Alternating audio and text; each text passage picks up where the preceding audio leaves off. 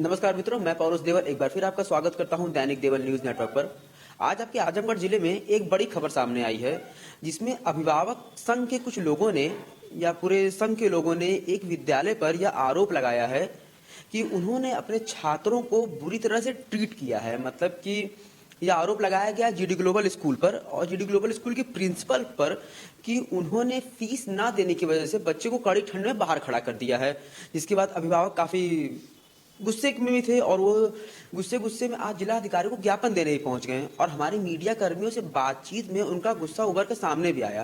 पहले तो आप सुनिए कि हमारे मीडिया कर्मी से बातचीत के दौरान उन्होंने क्या कहा। किन बातों को लेकर सचिव उत्तर प्रदेश अभिभावक महासंघ। क्या मामला, क्या आप लोग आए हुए जिलाधिकारी कर रहे हैं? आज जिलाधिकारी के पास हम लोग एक शहर के प्रतिष्ठित विद्यालय जीडी ग्लोबल द्वारा बच्चों के साथ किए गए अमानवीय व्यवहार, उसकी प्रिंसिपल के द्वारा ये कई घटनाएं कई बार हो चुकी। अभी हाल में ही एक बच्ची का बाल काटा गया था, लेकिन डर के कारण बच्चे, उनका परिवार इस डर से कि बच्चे के साथ जो व्यवहार किया जाएगा वो नहीं आ पाए। आज पुनः घटना की पुनरावृत्ति हुई है। इस कड़ाके की ठंड में पीड़ित परिवार के बच्चों को लगभग कई घंटों तक कड़ाके की ठंड में खड़ा किया गया। कारण था समय से फीस न जमा किया। किसके द्वारा किया गया? जबकि प्रिंसिपल के द्वारा, विद्यालय के प्रिंसिपल के द्वारा किया गया, जबकि फीस जमा करने की लास्ट डेट अभी 10 फरवरी को। तो इससे पहले भी कई घटनाएं विद्यालय द्वारा, शहर के कई विद्यालयों द्वारा होती रहती है।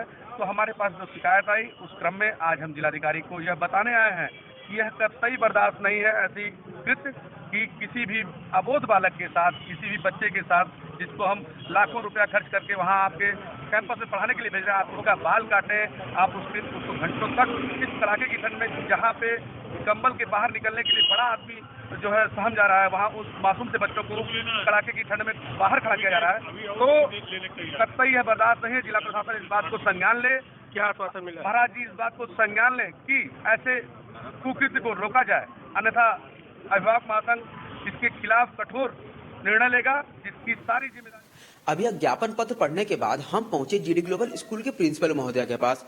उनके सामने यह पक्ष रखा गया कि आपने वो स्कूल के बच्चों को इस तरह क्यों ट्रीट किया। तो उन्होंने अपना पॉइंट रखते हुए हमारे संवाददाता को यह बताया कि ये जो अभिभावक संघ चल रहा है, इसमें एक व्यक्ति विवेक अग्रवाल जो इसको लीड कर रहे हैं, जिन्होंने ये ज्ञापन दिया है।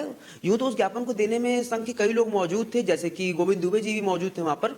और प्रिंसिपल महोदया ने विवेक अग्रवाल को खासतौर से टारगेट करते हुए यह बोला कि उन्होंने रात में 11 बजे मुझे ये सूचित किया कि मैं ऐसा ऐसा कर रही हूं, और वो मैसेज धमकी भरा था।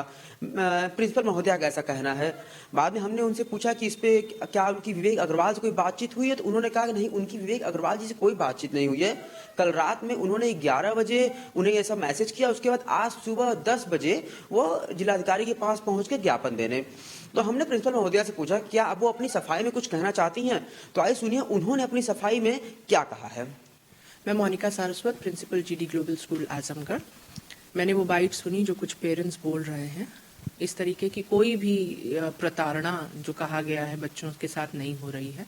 इस समय सारे बच्चे स्कूल में आ ही नहीं रहे हैं। बच्चे खाली बोर्ड के आ रहे हैं, जो प्रैक्टिकल जो board exam, pre board exam 2 school में दे रहे हैं। 3 घंटे का पेपर है, बच्चे मात्र 3 घंटे के लिए आ रहे हैं और पेपर दे करके चले जा रहे हैं।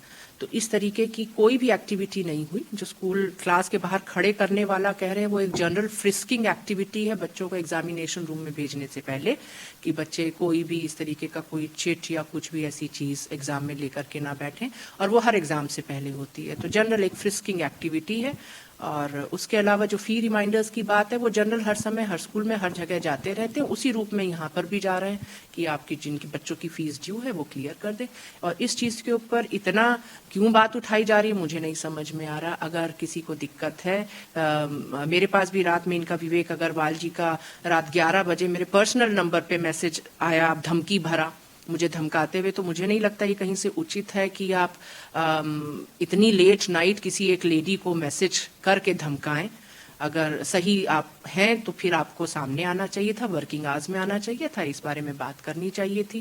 क्योंकि हम स्कूल में हैं, हम आपको अपना वर्जन बेहतर बता पाएंगे, इनडायरेक्टली तो आप सही चीज किसी को पता नहीं चल पाएगी। और ये एकदम गलत लांछन है। मेरे हिसाब से कार्रवाई विवेक अग्रवाल जी पर ही होनी चाहिए दोबारा, जो कि मुझे एक महिला को मेंटली डिस्टर्ब कर दे रहे हैं इस तरीके की झूठी अफवाहें फैला करके, हमारे एक रेगुलर वर्किंग में हस्तक्षेप करके। ये शोभा नहीं देता है और इस चीज के ऊपर बिल्कुल जांच होनी चाहिए। हम लोग अपना काम कर रहे हैं। मेरा उद्देश्य एज अ प्रिंसिपल, हमारा उद्देश्य एज अ स्कूल सिर्फ यही है कि हम बच्चों को बेस्ट ऑफ एजुकेशन दे सकें, एक अच्छा एक्सपोजर दे सकें, और उसी चीज पर हम काम कर रहे हैं।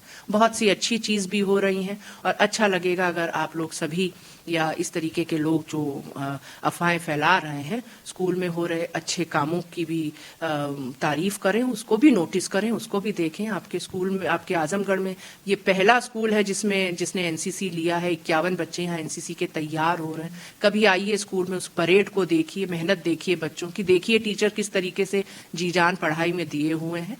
और इस तरीके की बातों को और झूठी अफवाहों को कृपया तूल ना दे, मेरा यही निवेदन है। Thank you so much.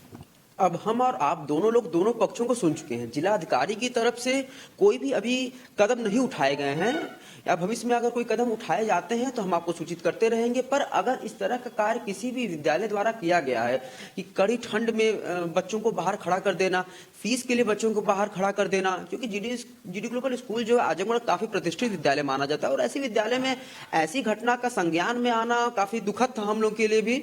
बाकी जिलाधिकारी द्वारा इसको संज्ञान में लिया जाएगा, इस पे कार्रवाई की जाएगी, और जो भी अंत में रिजल्ट निकल के आएगा उसको हम अपने दर्शकों के साथ बिल्कुल साझा करेंगे।